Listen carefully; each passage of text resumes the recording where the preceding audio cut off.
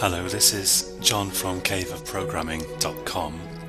This is the third tutorial in our series of tutorials for beginners in Java.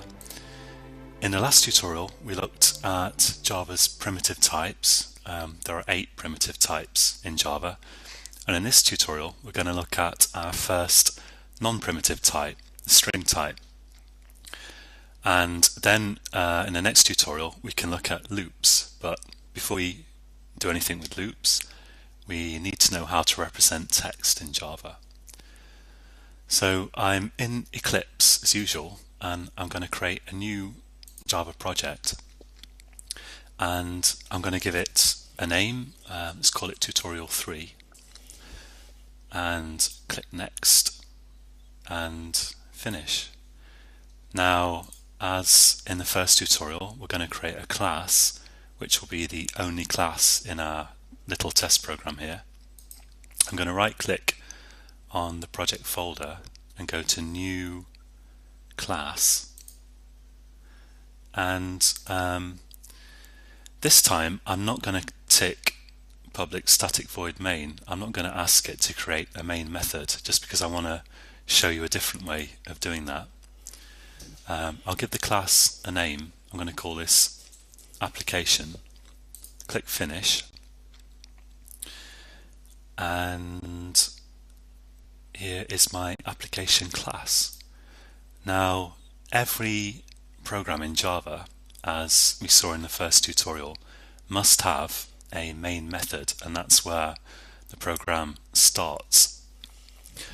And one way of creating one, of course you could type it yourself here, but just to show you another Eclipse shortcut, I'll type main and press Control space and hit return, and hey presto, I've got a main method. The only thing is the indentation is all wrong here, and I'm going to select that and press tab once, because every time you have brackets like these, everything inside them should be indented one tab, otherwise you won't be able to keep track of what belongs to what.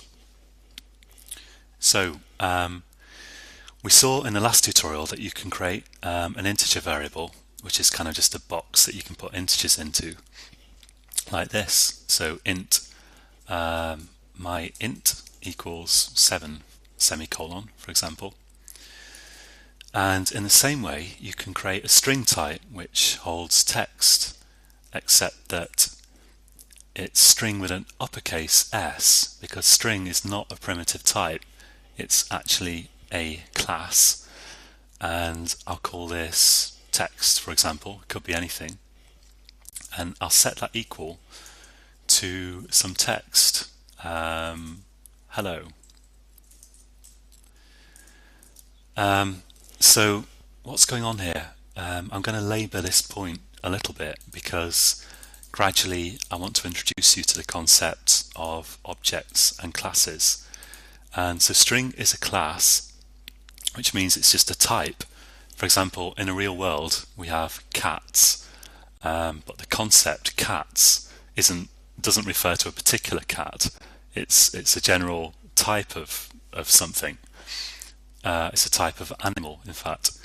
And in the same way, string here is a type of object that can hold text. This is a variable which is capable of not of holding or storing a string instance, but it's capable of referring to a thing that has the type string.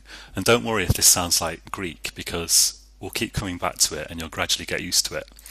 And this is actually a text object.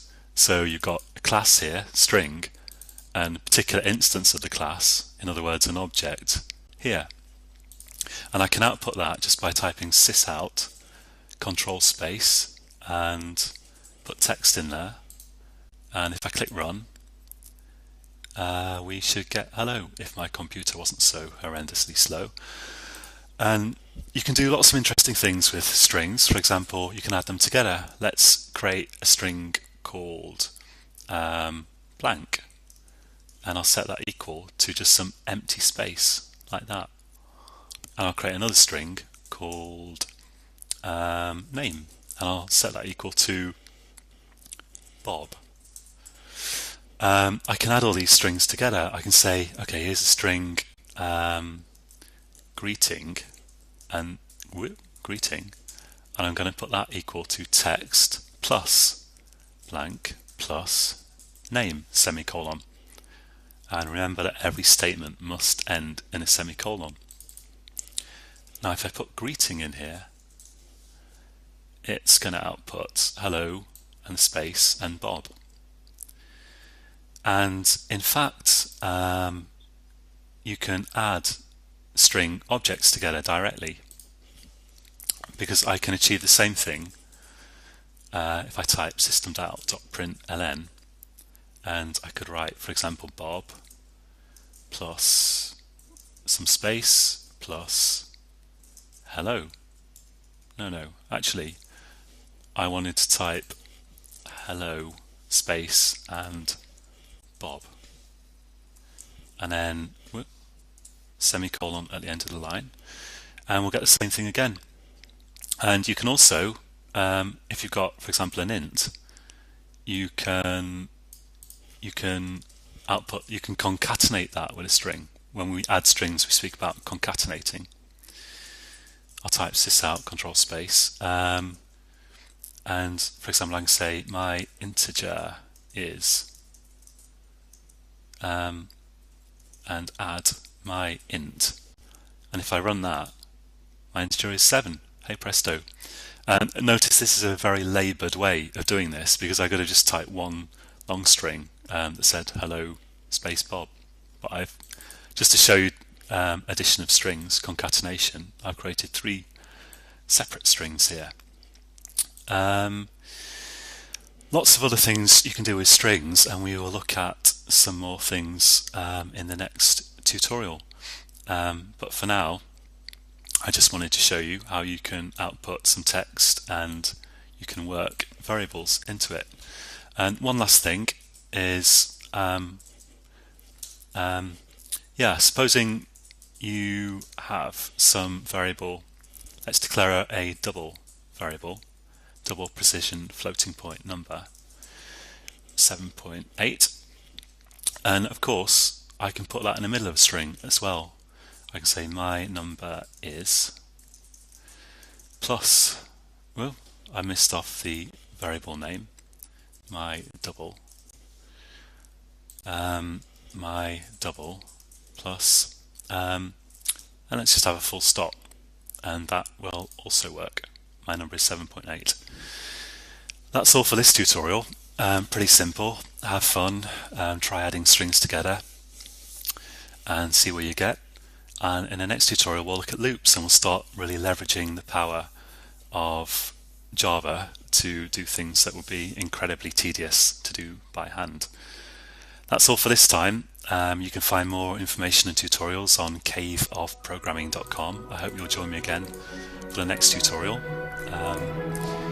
My name's John, and until next time, happy coding.